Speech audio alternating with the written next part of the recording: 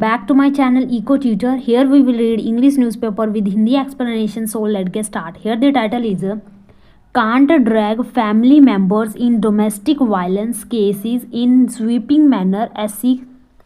SC means supreme court, और drag का मतलब होता है खींचना, घसीटना, और डोमेस्टिक का मतलब होता है घरेलू, और वायलेंस का मतलब होता है हिंसा। तो यहाँ पे बताया जा रहा है कि घरेलू हिंसा के मामलों में परिवार के सदस्यों को घसीटना आसान नहीं है, ये सुप्रीम कोर्ट ने कहा। इसके बारे में न्यूज़ है गाइस। चलो अब इसे अच्छे से समझते हैं, और जो भी इसमें डिफ़िकल्ट वर्ड आएंगे उसको हम देखेंगे, और लास्ट में जो हम एक्स्ट्रा वर्ड करते हैं उसको भी कंटिन्यू करेंगे। Let's see next. तो here is observing domestic violence cases need to be handled with utmost sensitivity. Sensitivity में इसका मतलब होता है संवेदनशीलता, और अटमोस्ट का मतलब होता है अत्यंत, भारी मात्रा में, ठीक है। ऑब्जर्विंग का मतलब ऑब्जर्व करना, निरीक्षण करना। तो ऑब्जर्व करके डोमेस्टिक वायलेंस केसेस को, उसको नीड है, ज़रूरत है, उसको अत्यंत संवेदनशीलता से कंट्रोल करने की, हैंडल करने की ज़रूरत है। The supreme court on Friday said, तो सुप्रीम कोर्ट ने फ्राइडे को कहा, family members of an accused can not be implicated without specific charge in the criminal case in a sweeping manner. तो उन्होंने बताया कि जो एक्यूज्ड हैं, जो आरोपी फैमिली मेम्बर हैं आरोपी के, उनको इम्प्लीकेट नहीं किया जा सकता। इम्प्लीकेट का मतलब होता है फंसाना, ठीक है, या फिर डिको करना, या फिर कह सकते हैं सनाल, SNARL, सनाल, यानी कि उनको फंसाया नहीं जा सकता, आरोपी की फैमिली को फंसाया नहीं जा सकता बिना किसी खास, स्पेसिफिक मीन्स कुछ खास हो या फिर विशेष चार्ज के बिना। किसमें? इन क्रिमिनल केस में। A bench of justice BV Nagarathna and N Kotiswar Singh said. तो जो ये जस्टिस हैं नागरत्ना एंड कोटेश्वर सिंह, उन्होंने कहा, मैट्रिमोनियल डिस्प्यूट, मैट्रिमोनियल का मतलब होता है विवाहिक, यानी कि जो शादीशुदा है, और डिस्प्यूट का मतलब झगड़ा। तो जो शादीशुदा ज़िंदगी में जो डिस्प्यूट्स होते हैं, झगड़े होते हैं, इमोशंस रन हाई, तो उनमें क्या है, इमोशन, भावनाएं जो हैं वो ज़्यादा होती हैं, उनमें ज़्यादा इमोशन जुड़े होते हैं। And there may be a tendency to implicate other members of the family, और वहाँ पे टेंडेंसी होती है, टेंडेंसी मीन्स वहाँ पे क्या होती है, ऐसा झुकाव होता है कि इम्प्लीकेट किया जाएगा। इम्प्लीकेट का मतलब वही डिकोय करना या सनाल करना, फंसाना। तो वहाँ पे ये ज़्यादा झुकाव होता है कि वो अदर फैमिली मेम्बर को इम्प्लीकेट कर सकते हैं, फंसा सकते हैं। Who do not come to the rescue of the complainant, तो जो शिकायत करता है उनके बचाव में अगर वो नहीं आते तो उनको भी वो फंसा सकते हैं।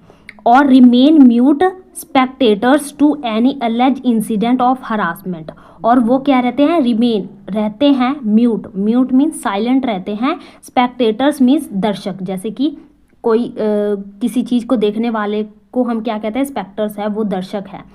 तो जो वो क्या है, चुपचाप देखते हैं, और अलेज इंसिडेंट, कथित तौर पे जो इंसिडेंट है हरासमेंट का, उसको बस साइलेंटली होकर उनको देखते हैं, और उनके रेस्क्यू के लिए वो कुछ नहीं करते, तो उनको भी वो फंसा सकते हैं। In criminal cases relating to domestic violence, तो ऐसे क्रिमिनल केसेस में जो डोमेस्टिक वायलेंस हो, यानी घरेलू हिंसा से जुड़े होते हैं, the complaints and charges should be specific, तो उन केसेस में जो शिकायत है वो और जो चार्जेस हैं वो स्पेसिफिक होनी चाहिए, विशेष होनी चाहिए। As far as possible, as far as possible mean जहाँ तक संभव हो सके, as against each and every member of the family who are accused of such offences and should to be, तो जहाँ तक संभव हो सके जो फैमिली मेंबर्स हैं हु आर एक्यूज, जिन पर आरोप लगाया जाता है इस तरह के ऑफेंस का, मीन्स इस प्रकार के अपराध का, and should to prosecuted as otherwise it may amount to misuse of the stringent criminal process by indiscriminately dragging all तो जो इस प्रकार के ऑफेंसेस में शामिल होते हैं या फिर उनके अगेंस्ट जो है मुकदमा चलाना चाहिए, नहीं तो एज अदरवाइज, नहीं तो इट में अमाउंट, ये क्या होगा, मिसयूज़ होगा। मिसयूज़ मीन्स गलत यूज़ होगा इसका क्रिमिनल प्रोसेस का। जो ये क्रिमिनल प्रोसेस है जो बहुत ही कठोर है, इसका गलत यूज़ होगा। किस प्रकार, बाय इनडिस्क्रिमिनेटली। इनडिस्क्रिमिनेटली का मतलब बिना किसी भेदभाव के, या फिर रैंडमली, या फिर कह सकते हैं अंधाधुन। तो यहाँ पे पूरा बताया जा रहा है कि जो वायलेंस से जुड़े, डोमेस्टिक वायलेंस से जुड़े हुए क्राइम्स होते हैं, उनमें जिनके प्रति हम जिनके अगेंस्ट जो हम कंप्लेन करते हैं, उनके लिए स्पेसिफिक जो है सबूत होना चाहिए, चार्जेस होनी चाहिए जो इस प्रकार के ऑफेंस में शामिल होते हैं, या फिर उन पर मुकदमा चलाना जाना चाहिए। नहीं तो अगर स्पेसिफिक उनके चार्जेस नहीं होंगे, कोई सबूत नहीं होगा, तो ये क्या होगा, एक तरीके से स्ट्रिंजेंट क्रिमिनल प्रोसेस का मिसयूज़ होगा अंधाधुंध तरीके से। नेक्स्ट चलते हैं। The members of the family set the court, और इस प्रकार सभी परिवार के फैमिली के मेंबर जो हैं उनको ड्रैग करना, उनको कोर्ट तक घसीटना, ये क्या है, एक इनडिस्क्रिमिनेटली काम है।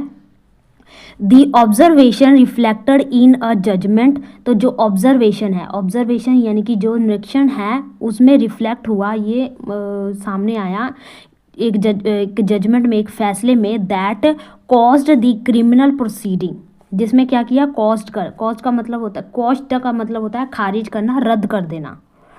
क्रिमिनल प्रोसीडिंग, जो कानूनी क्रिमिनल प्रोसीडिंग है, कार्रवाई है, उसको रद्द कर दिया गया। किसके प्रोसीडिंग किया गया, कार्रवाई, against the family members against whom a women filed a domestic violence case aside from her in laws. तो उसने अपने जो इन लॉज हैं उनके अगेंस्ट जो फाइल किया था कंप्लेंट, और उसके अलावा जो उसके फैमिली मेंबर्स थे उनके खिलाफ जो भी कंप्लेंट उन्हें दर्ज की थी, उस क्रिमिनल प्रोसीडिंग को क्या कर दिया गया, रद्द कर दिया गया। नेक्स्ट चलते हैं। Next is the Telangana high court had refuse to quash the proceedings against the maternal aunt and cousin of the main accused. तो जो मेन एक्यूज्ड, मुख्य आरोपी है, उसके जो मैटरनल आंट हैं और उसकी जो कज़न है, उसके अगेंस्ट जो प्रोसीडिंग कार्रवाई थी उसको रद्द कर दिया, रिफ्यूज़ कर दिया उसको रद्द करने से तेलंगाना हाई कोर्ट ने। The top court sad it, तो जो टॉप कोर्ट है, उच्च न्यायालय है, उसने कहा, it couldn't constitute a criminal act without there being specific acts attributed to the family members. तो कॉन्स्टिट्यूट का मतलब होता है निर्मित करना, बिल्डअप करना, और एट्रीब्यूट का मतलब होता है जिम्मेदार ठहराना, दोष लगाना। तो उन्होंने कहा कि जो क्रिमिनल एक्ट है उसको ऐसे ही बिल्डअप नहीं किया जा सकता जब तक स्पेसिफिक जो भी एक्ट्स उसको जिम्मेवार ठहराने के लिए ना मिले। नेक्स्ट चलते हैं। Next is when tempers run high and relationship turn bitter.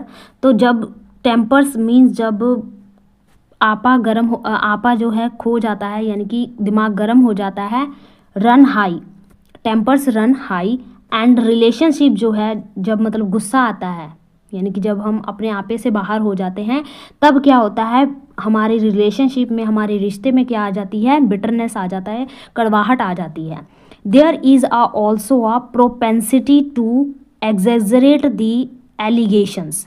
तो वहाँ पे प्रोपेंसिटी होती है, प्रोपेंसिटी का मतलब होता है ऐसी करने की चाहत होती है, झुकाव होता है। एग्जेजरेट का मतलब होता है बढ़ा चढ़ाकर बोलना, और एलिगेशंस तो पता ही है, दोष लगाना।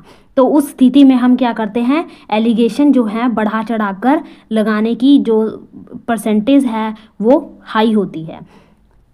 विच डज नॉट नेसेसरली मीन, जिसका ये मतलब नहीं है दैट सच डोमेस्टिक डिस्प्यूट्स कि इस प्रकार के जो घरेलू झगड़े हैं should be given the colour of criminality, तो इनको क्या दिया जाए, क्रिमिनलिटी का रूप दिया जाए, इट एड, ऐसा बताया गया। नेक्स्ट चलते हैं।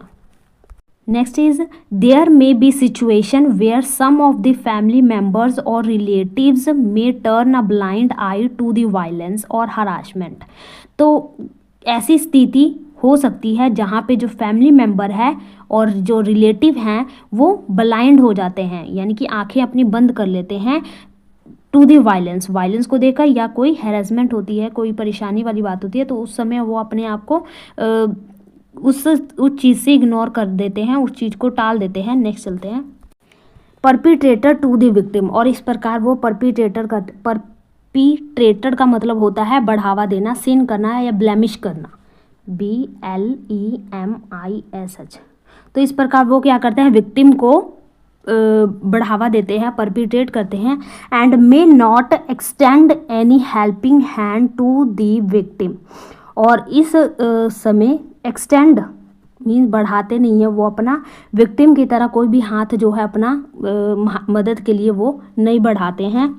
Which does not necessarily mean, इसका मतलब ये नहीं है कि that they are also perpetrators of domestic violence, कि वो क्या है, इसके परपिटेटर्स हैं, यानी कि सिन करने वाले, सिन मीन्स जो पाप होता है, अपराध होता है, उसको ये करते हैं, ऑफ डोमेस्टिक वायलेंस में उसको बढ़ावा देते हैं।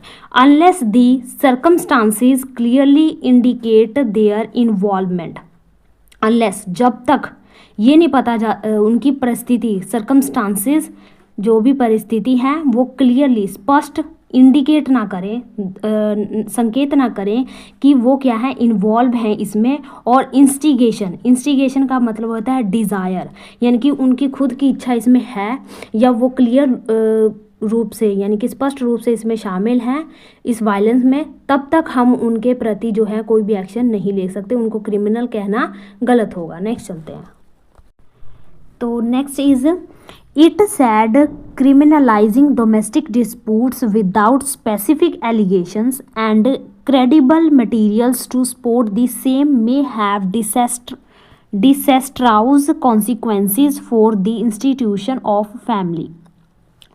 तो इनमें जो फर्स्ट है डोमेस्टिक डिस्प्यूट्स, ये तो पता ही है, घरेलू झगड़े, और स्पेसिफिक एलिगेशन मीन्स आरोप, और क्रेडिबल का मतलब होता है जिस पे विश्वास किया जा सके, यानी विश्वसनीय। मटेरियल्स जो ऐसे चीज़ जिस पर विश्वास किया जा सके, और कॉन्सिक्वेंसेस मीन्स परिणाम, रिजल्ट, और डिसेस्ट्राउस का मतलब होता है विनाशकारी, जो विनाशकारी कॉन्सिक्वेंसेस हैं। और इंस्टीट्यूशन का मतलब होता है संस्था, ठीक है। और प्रीमाइज का मतलब होता है आधार।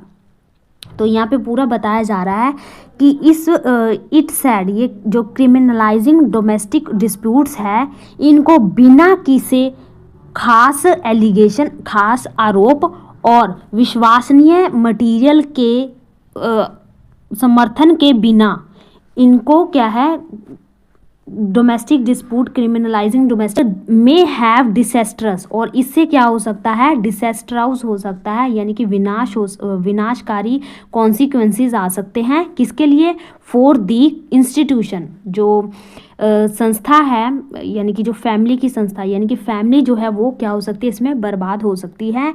Which is built on the premise, जो क्या है, बनी हुई है किस पर, प्रीमाइज यानी कि आधार, किसके आधार पर बनी हुई है, लव, प्यार, अफेक्शन मीन्स स्नेह, एक दूसरे के प्रति स्नेह भावनाएं, और कॉर्डियलिटी का मतलब होता है सौंदर्य, एक दूसरे के लिए हमदर्दी, एंड म्यूचुअल ट्रस्ट, और आपसी विश्वास के साथ। तो आपसी विश्वास के साथ जो बनी हुई फैमिली है, उसमें बनी हुई फैमिली की जो एक संस्था है, उसमें क्या आ सकती है, डिसेस्टर्स कॉन्सिक्वेंसेस आ सकते हैं, वो फैमिली टूट सकती है। और बड़ा है लेकिन बार बार यही बातें बार बार घूम के आ रही हैं, तो इतना बहुत है। आई होप आपको क्लियर समझ आ गया होगा कि इसमें क्या कहा जा रहा है। तो चलो थोड़े से हम एक्स्ट्रा वर्ड कर लेते हैं। तो यहाँ पे जो हमारा फर्स्ट वर्ड है वो है बल्क, BAULK बॉल्क, इसका मतलब होता है हिचकिचाना, ठीक है, हिचकिचाना। तो इसे और हम कह सकते हैं रिकॉइल, रिकॉइल या डीमर करना, या फिर कह सकते हैं फ्लिंसिंग, FLINCHING, फ्लिंसिंग यानी कि वहाँ से भाग रहे हो आप, हिचकिचा रहे हो, संकोच कर रहे हो। Wince, VINC, wince. Quail, QUAIL, quail, या फिर डीथरिंग, DITHER, डीथरिंग, या स्कॉर्न। तो देखो एक वर्ड से ही हमने कितने सारे यहाँ पे इसके कर ले। तो बॉल का मतलब recoil, demur, flinching, wince, quail, dithering, scorn. Next चलते हैं। नेक्स्ट है हमारा इंडिस्पेंसिबिलिटी।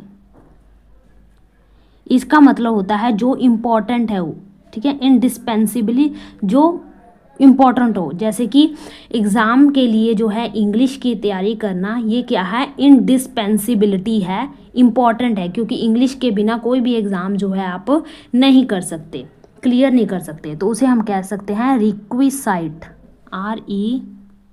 REQUISITE, रिक्विसाइट, या पाइवोटल, पाइवोटल, ठीक है। नेक्स्ट चलते हैं।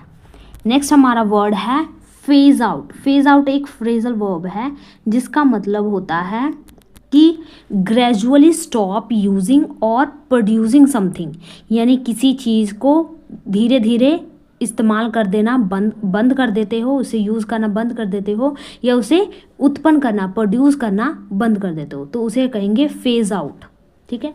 नेक्स्ट है, नेक्स्ट हमारा है रैंगलिंग, WRANGLI, रैंगलिंग। रैंगलिंग का मतलब होता है झगड़ा, जो हमने आज ही किया डिस्प्यूट वर्ड पढ़ा था ना, वही है रैंगलिंग, झगड़ा। तो इसे हम कह सकते हैं ऑल्टरकेशन, जैसे कि ऑल्टरकेशन यानी कि बहस जो होती है, ऑल्टरकेशन। और छोटी छोटी बात पे आप लड़ने झगड़ने लग जाते हो तो उसे हम कह सकते हैं स्कॉश, SQUA, स्कॉशबल, स्कॉशेबल, स्कॉशेबल। या फिर बीकर करते हो, बीकरिंग करते हो, BICKER, बीकर करना, यानी छोटी छोटी बात पे चिढ़ना, गुस्सा करना, लड़ाई झगड़ा करना, बीकरिंग करना, ठीक है। या फिर कह सकते हो जो प्यार वाली फाइट होती है उसे हम कह सकते हैं स्पार, प्यार वाली, जैसे कि दोस्तों में लड़ाई होती है वो क्या होती है, स्पार होती है। और जो वर्बली लड़ाई करते हो, यानी मुंह से जो लड़ाई करते हो, बोलकर एक दूसरे से झगड़ा करते हो, चिल्लम चिल्ली वाली, वो क्या होती है, स्कर्मिश, स्कर्मिश, ठीक है। या फिर आप कह सकते हो बेलीजरेंट, बेलीजरेंट, बेलीजरेंट, ठीक है। तो इसे आप कैसे कैसे याद रख सकते हो, जो बिल्ली जो है वो जेरी, जेरी यानी कि बिल्ली और जेरी वो क्या करते हैं एक दूसरे से, वो क्या करते हैं, लड़ाई करते हैं। टॉम एंड जेरी जो होते हैं वो एक दूसरे से लड़ाई करते हैं, तो बेलीजरेंट। तो बेली मीन्स टॉम जो बिल्ली है, और जेरी से याद रख लेना जो चूहा है उसमें वो, तो बेलीजरेंट वाली लड़ाई, ठीक है, बेलिकॉस, ठीक है। तो ये थे गाइस कुछ वर्ड हमने जो किए। आई होप आपको ये अच्छे लगे होंगे, आप इनको याद कर लेना और इसको कमेंट बॉक्स में लिखना, जिससे आपको ये वर्ड हमेशा के लिए याद हो जाएंगे। तो आज के लिए हम इतना ही रखते हैं, मिलते हैं नेक्स्ट वीडियो में। Thank you for watching.